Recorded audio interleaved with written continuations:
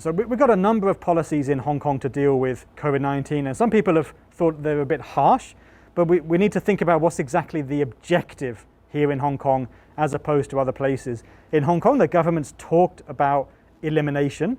So the objective of elimination in Hong Kong is to get the case numbers from wherever they are, get them to zero, and then secondly, to keep them at zero. It's not easy. So for the first part, to get the numbers to zero from wherever they are, it needs some strict measures to get the case numbers down. If we don't have strict measures, the case numbers won't come down very quickly. They'll come down maybe slowly, people get tired, and then we need to relax the measures before we get to zero. So the measures have got to be quite strict to start with. And then when we're at zero, to keep it at zero, the biggest priority is to keep infections out of the city. And in Hong Kong, we're doing that by having the strict quarantine on anybody who arrives in Hong Kong needs to go to quarantine hotel for 21 days. It used to be 14 days.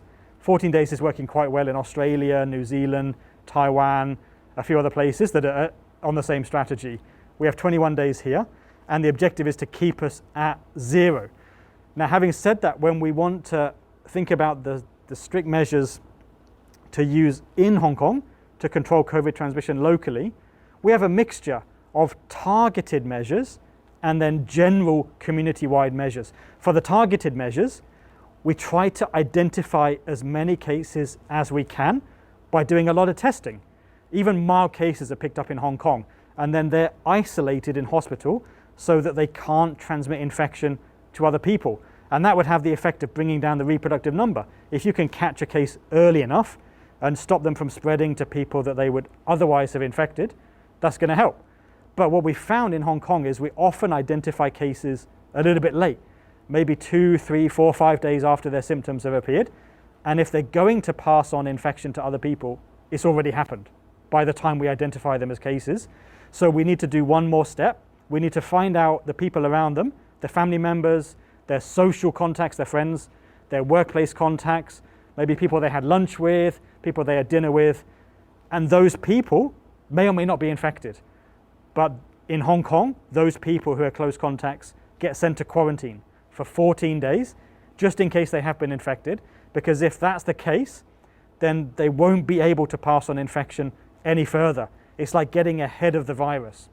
And so that's a strict measure. Among all the people in Hong Kong who've been sent to quarantine as close contacts, it's many thousands of people, about 5% ultimately test positive, 95% test negative.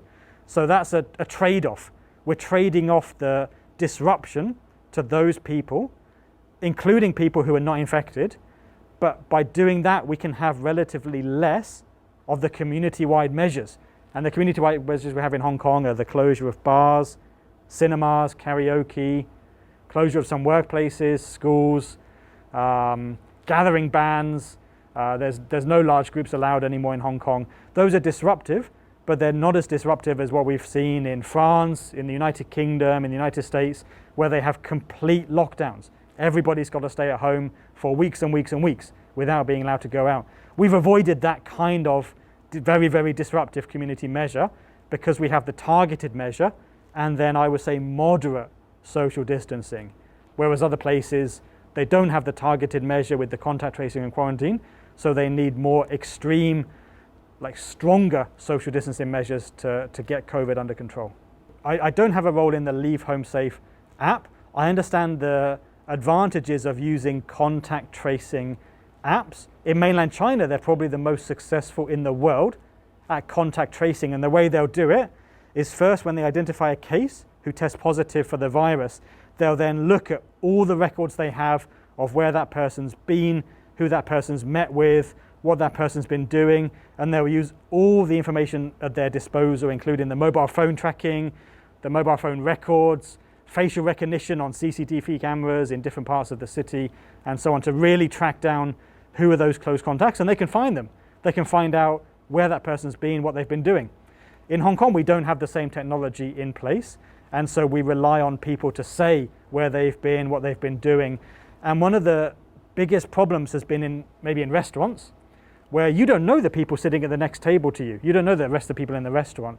So even if you're interviewed by a Department of Health to say where have you been, what have you been doing, they need to know a little bit more. And the app, like the Leave Home Safe app, can give them that information about if the case was in the restaurant yesterday lunchtime, who else was also there in the restaurant yesterday lunchtime, and can contact them and ask them to go and get tested.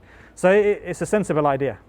Going back to last year in March, we first had the idea of quarantining people that come into Hong Kong, and that was usually at home. So people had a wristband when they arrived at the airport, they go home, and then they have to stay at home for 14 days. But there's a problem, because if a person comes to Hong Kong and their family's already here, that means that person's quarantined at home, but their family can go about as normal.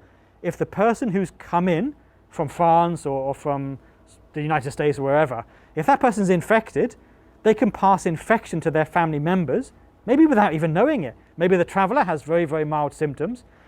Maybe they don't even know they've got COVID, but they pass to their family members, and their family members then spread infection in the city.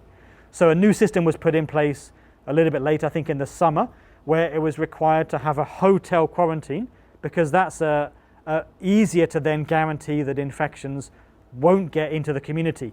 If the traveller is infected, then they won't be able to pass infection into the community. We know that almost all infected travellers will show symptoms within 14 days. But there's been, over time in the past year, there's been a very small number, very small handful of cases where there seems to be a slightly longer incubation period, beyond 14 days. And so the government decided to extend the quarantine to 21 days to catch that tiny minority. It's maybe 2% or 3% of all infected travellers can be detected in that third week rather than the first week or the second week. So it's really a tiny number, but if we want to stay at zero, if we can get to zero, if we want to stay at zero, we've got to do everything we can. And I think that's why they're considering the third week of quarantine. Having said that, in Australia, in New Zealand, in Taiwan, they're okay with 14 days. And even in mainland China, they're okay with 14 days hotel quarantine. It's followed often by 7 days of home quarantine. So it's 14 plus 7. But I think we could consider that in Hong Kong as well, because I know 21 days in a hotel is tough, and it can be expensive as well. That's a long time to stay in a hotel, in a room, by yourself, and I would prefer to see it come back down again.